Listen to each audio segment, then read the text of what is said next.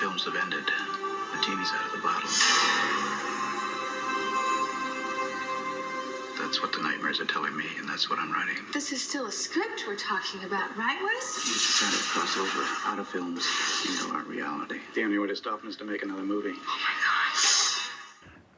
Hello everybody, welcome back to Screenstars. I'm here today to bring you my review for the 1994 Nightmare on Elm Street sequel, Wes Craven's New Nightmare. The film is written and directed by Wes Craven and it stars Heather Langenkamp and Robert Englund.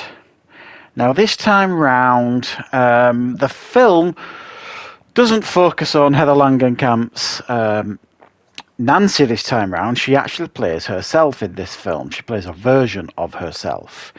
She's married, she's got a son, she's in Hollywood, she's making her way through Hollywood, trying to put the Freddy franchise behind her. However, that is just not going to happen.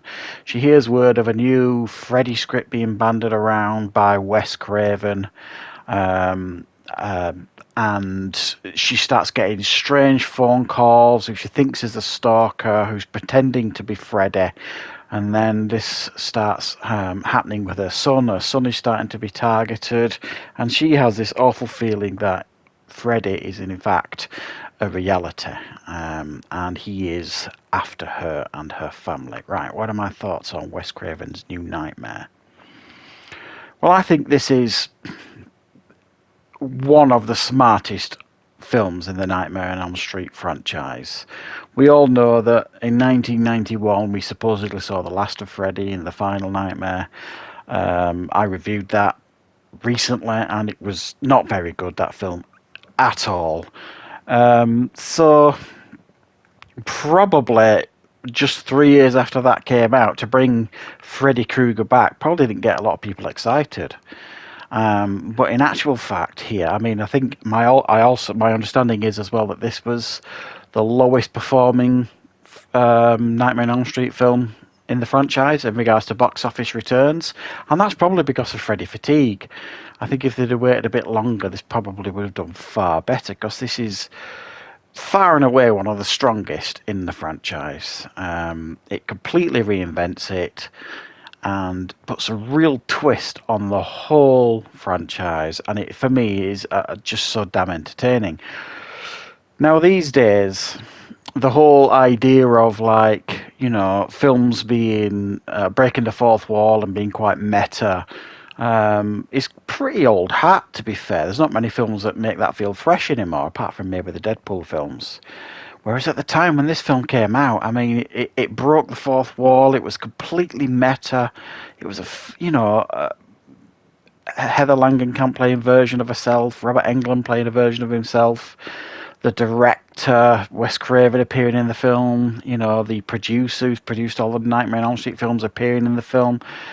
It was very, very smart, you know what I mean? The fact that you know, the whole idea of Freddy Krueger was dreamt up from Wes Craven, and the only way to basically keep, you know, Freddy trapped is to continue making movies. And once those movies stop, it kind of allows him to try and break into the real world, and essentially, you know, to present Freddy as like this demonic spirit sort of thing.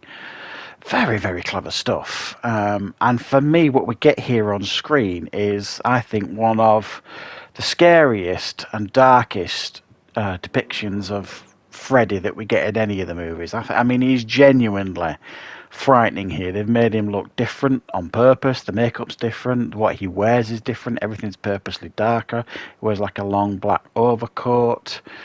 And it's contrasted as well by a dual performance by Robert Englund, because he plays himself here in this film, or a version of himself, and he seems really quiet and sweet. And if you've ever watched any interviews with Robert Englund, and I've watched quite a few recently on YouTube, etc., you know, he's a really nice guy. He comes across as that anyway, you know, very talkative, very chatty, all that kind of stuff. And so you get that version of Robert Englund here in this film, you know, quite artistic and gentle and friendly. And they actually credit Freddy Krueger at the end of this film as Freddy Krueger stroke himself, but in actual fact it's Robert Englund that plays him. But he plays him much darker. Gone are the quips. He is just there to kill. And there are some real standout moments here in this film in regards to memorable kills from Freddy. Now, the previous Nightmare on Elm Street films, certainly from like 3 onwards, are known for like their inventive and creative kills. Now, this one isn't set out like that. You know, I mean, the whole scene in the hospital where the babysitter kind of is attacked by Freddy is so unsettling. You know, the whole fact that he's, you know, targeting Heather's child, Dylan, I believe is called, is, you know, again, so unsettling, and quite an impressive performance by that young actor as well. Michael Hughes, I believe is called. For such a young actor to kind of give quite a mature performance in a very dark horror film, I think says a lot, really, and it does work well in this film. And it's just really impactful. We get John Saxon as well making an appearance here in the film, and because the film as well is really smartly paced. You know, there's not much time to think. There's not much time to kind of get your breath. It's just relentless once it starts. This film, it doesn't let up. Doesn't kind of give you time to think. It just, you know, draws you into this world, you know, and you're completely infatuated with this whole idea of, this Hollywood story of, you know, how Freddy was created and the fact that they need to kind of make another film to keep him trapped, and he's trying to burst into our world by targeting Heather and her son, sort of thing.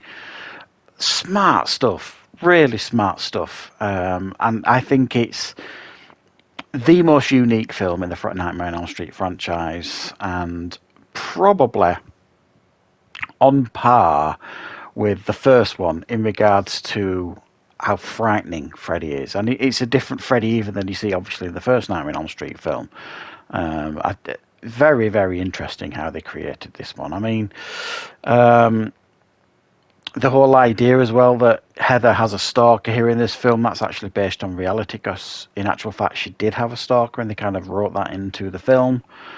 The whole earthquakes that are depicted in the film, very, odd as well, that, within, 6 months or so of when this film stopped, being made, when it wrapped, sort of thing, then, there was them real earthquakes as well in LA, in reality. Johnny Depp as well, Wes Craven was going to ask him to return as well to kind of make an appearance as himself in this film, but he didn't want to approach him because at this point Johnny Depp was really starting to make a name for himself. But it's been known since in interviews that Johnny Depp has said that if Wes Craven would have asked him, he would have been really happy to return and make an appearance in the film. So that's kind of one of those things that what ifs, if you like, with this film. But I think we get a really good film here. It's very, very well made, obviously with Wes Craven. It's fast paced, it's got good performances, it's got a real dark and menacing portrayal of Freddy. And for me, definitely a standout in the franchise. And it's a good while since I've seen this one, and I have to say, it was a real palate cleanser after watching certainly the 5th and the 6th Nightmare on Elm Street films that I just thought was pretty poor. And then to kind of finish on a high with this one, I was really, really delighted to watch this one, and I really, really have a lot of time for this one. It definitely stands up. I mean, yes, there are some aspects that have dated, but the main things that have dated here is the whole breaking the fourth wall stuff and the meta stuff, because so many films do it these days. But again, you've got to remember at the time it was completely revolutionary. No one had really done it, not to this standard before, not to this extent. And then he kind of took it to another level then on screen, and that continued the trend, sort of thing, being all meta. So yeah, definitely a strong entry in the franchise. Probably right up there with my favourite ones. If I haven't decided yet when I finished the franchise if I'm going to rank them or not. But this would definitely be quite high on the list for sure. So yeah, let me know in the comments what your thoughts are on Wes Craven's New Nightmare, and I will of course be back with plenty more reviews and content on the channel very, very soon.